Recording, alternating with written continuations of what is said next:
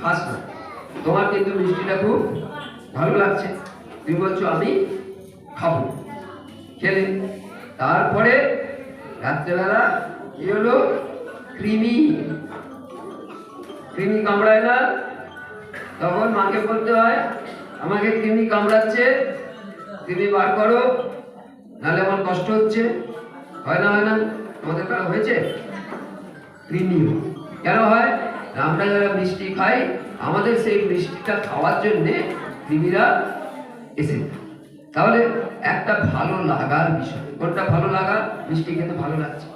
আর একটা ভালো হওয়ার বিষয়, যে মিষ্টিটা খেতে ভালো লাগছে, কিন্তু খেলে পরে কৃমি হবে, তাই ভালো লাগলেও আমি বেশি মিষ্টি খাবো না।